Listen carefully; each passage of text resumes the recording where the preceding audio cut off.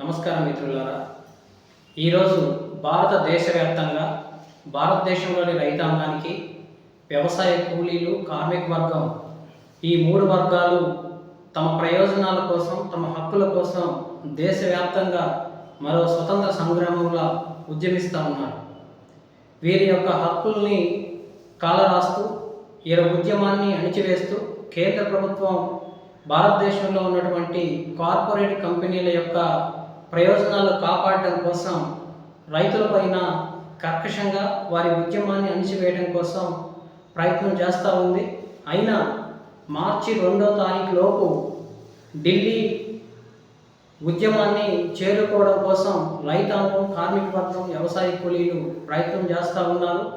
వీళ్ళు అహర్నిశలు పోరాడుతూ ఉన్నారు. తమ ఇంటిని, వాకిళ్ళని, పొలాలని, కూలి పనుల్ని, జీతాలని వదిలేసి ఈరోజు రోడ్డున పడి ఢిల్లీ నగర వీధుల్లో తమ నిరసన తెలియజేయడం కోసం బయలుదేరారు. ఈ బయలుదేరినటువంటి క్రమంలో రైతాంగాన్ని నిలిపివేయడం కోసం మోడీ ప్రభుత్వం అత్యంత క్రూరంగా వీళ్ళని అణిచివేయడం కోసం ప్రయత్నం జరుగుతూ ఉంది. రైతాంగం వస్తున్నటువంటి రోడ్లకి అడ్డంగా ఇనుప మేకులు నాటించటం, వారు వస్తే జారి పడిపోవడం కోసం రోడ్లపైన కందిన నూనెలని, జారిపోయే పదార్థాలని ఏర్పాటు చేయటం, వారిపైన రబ్బర్ బుల్లెట్లని వర్షం కురిపించడం, వాళ్ళపైన డ్రోన్ల సహాయంతో టీయర్ గ్యాస్ని ప్రయోగించటం, ఇంకా రకరకాల ప్రయత్నాలని మోడీ ప్రభుత్వం సాగి వస్తున్నటువంటి రైతు ఉద్యమం పైన, రైతులపైన కర్కశంగా ప్రవర్తిస్తూ ఉంది. ఇదే కాదు, ఇటీవల కాలంలో సోనిక్ అస్త్రాలను కూడా రైతులపై ప్రయోగిస్తూ ఉన్నారు. గతంలో కారపు నీళ్లతో రైతులపై దాడి చేశారు. ఇప్పుడు సోనిక్ అస్త్రాలు ప్రయోగించడం వల్ల సాధారణంగా మనిషి చెవులు 90 డెసిబుల్స్ సౌండ్ని మాత్రమే వినగలవు, భరించగలవు. కానీ 160 డెసిబుల్స్ సౌండ్ని ఉత్పత్తి చేసేటటువంటి సోనిక్ బాంబులను ఈ ప్రభుత్వం, కేంద్ర ప్రభుత్వం, నరేంద్ర మోడీ ప్రభుత్వం రైతులపై ప్రయోగిస్తూ ఉంది. వీటి సౌండ్ దాదాపు 2.5 కిలోమీటర్ల దూరం మేరకు పెద్ద మొత్తంలో సౌండ్ రిలీజ్ చేసుకుంటూ మనుషుల ఆరోగ్యాన్ని తీవ్రంగా గాయపరుస్తాయి. ఇప్పటికే వీటి దుష్ఫలితాల వల్ల వందల మంది రైతాంగం గాయాల పాలయ్యారు, అనారోగ్యానికి గురయ్యారు. అయినా శత్రువులపై దాడి చేసినట్టు కేంద్ర ప్రభుత్వం భారతదేశ రైతాంగంపై దాడి చేస్తూ ఉంది. ఇది అత్యంత దుర్మార్గమైన చర్య. ఎందుకు రైతాంగం ఉద్యమం చేస్తూ ఉంది? ఎందుకు బీజేపీ ప్రభుత్వం, మోడీ ప్రభుత్వం రైతాంగాన్ని అణిచివేస్తూ ఉన్నారు? రైతులు ఏం కోరుతున్నారు? గత ఉద్యమ కాలంలో రైతులకు ఇచ్చినటువంటి హామీలని, ఎన్నికల కాలంలో రైతులకు ఇచ్చినటువంటి హామీలని అమలు చేయాలని కోరుతూ ఉన్నారు. కనీస మద్దతు ధరని చట్టబద్ధం చేస్తామని, చట్టం తీసుకొస్తామని చెప్పి ప్రభుత్వం ఆ రోజు మోడీతో సహా రైతాంగానికి హామీ ఇచ్చారు. ఈ రోజు కూడా దాన్ని చట్టబద్ధత చేయలేదు. కనీస మద్దతు ధర చట్టాన్ని చేయాలని చెప్పేసి రైతాంగం కోరుతూ ఉంది. మరొక విషయం, రైతులందరినీ రుణ విముక్తులు చేస్తానని కేంద్ర ప్రభుత్వం హామీ ఇచ్చింది. రైతాంగాన్ని రుణ విముక్తులు చేయాలి అని చెప్పేసి ఈ ఉద్యమం డిమాండ్ చేస్తూ ఉంది. పెంచినటువంటి పెట్రోల్, డీజిల్ ధరలను తగ్గించాలని చెప్పేసి ఈ ఉద్యమం డిమాండ్ చేస్తూ ఉంది. కూలీలు కనీస వేతనాలు పడిపోతూ ఉన్నాయి. నిత్యావసర వస్తువుల ధరలు తగ్గించాలని చెప్పేసి ఈ ఉద్యమం డిమాండ్ చేస్తూ ఉంది.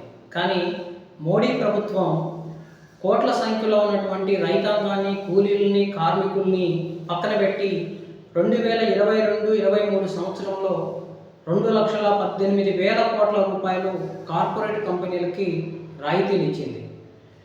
ఉద్యమాలు చేసి మమ్మల్ని కాపాడండి మహాప్రభు అని చెప్పేసి ప్రభుత్వం పైన పోరాడుతున్నటువంటి రైతాంగాన్ని, కూలీలని కఠినంగా అణిచివేస్తూ కార్పొరేట్ కంపెనీలకు మాత్రం లక్షల కోట్లు దోచిపెడుతున్నటువంటి ఈ మోడీ ప్రభుత్వం యొక్క నిజ స్వరూపాన్ని ఈరోజు రైతాంగం యొక్క ఉద్యమం బహిర్గతం చేస్తూ ఉంది.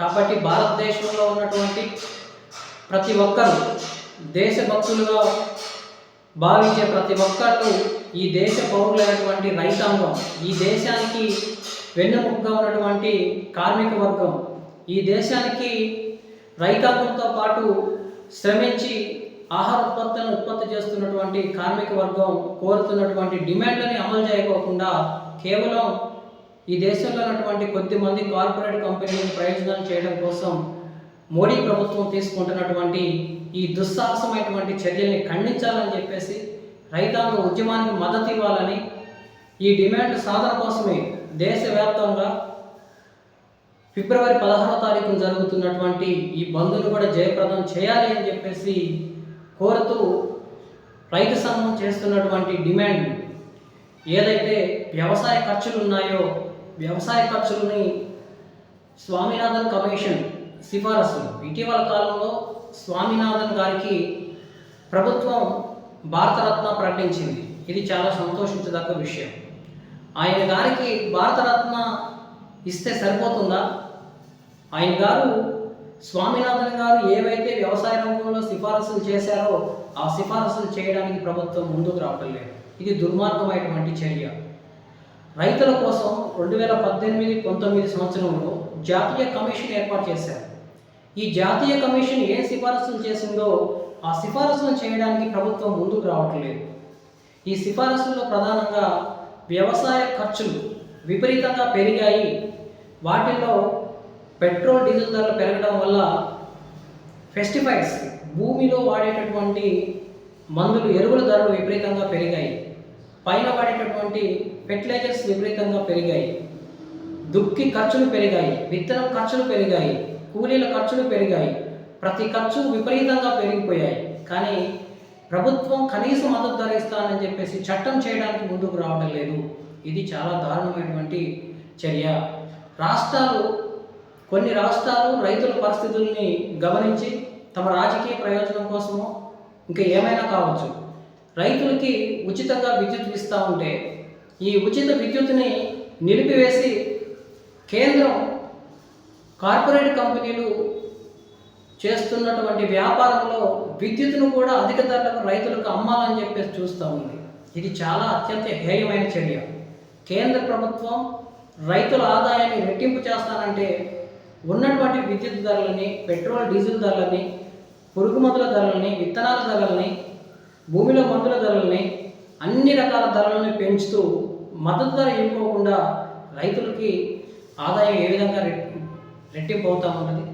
కాబట్టి దీన్ని ప్రశ్నించినందుకు, దీనిపై గళమెత్తినందుకే ఇవాళ రైతాంగాన్ని తీవ్రమైనటువంటి కర్కశంగా అణిచివేస్తూ ఉంది. రైతాంగంపై జరుగుతున్నటువంటి, కేంద్ర ప్రభుత్వం జరుగుతున్నటువంటి దాడిని ప్రతి ఒక్కరూ ఖండించాలి. రైతాంగానికి మద్దతుగా నిలవాలి. ఈ దేశంలో కార్పొరేట్ కంపెనీల కోసం మోడీ ప్రభుత్వం చేస్తున్నటువంటి ఊడిగాన్ని ప్రతి ఒక్కళ్ళు ప్రశ్నించాలని చెప్పేసి ఈ సందర్భంగా మీ అందరికీ విజ్ఞప్తి చేస్తూ రైతాంగ పోరాటానికి మా మద్దతుని తెలియజేస్తా ఉన్నాం.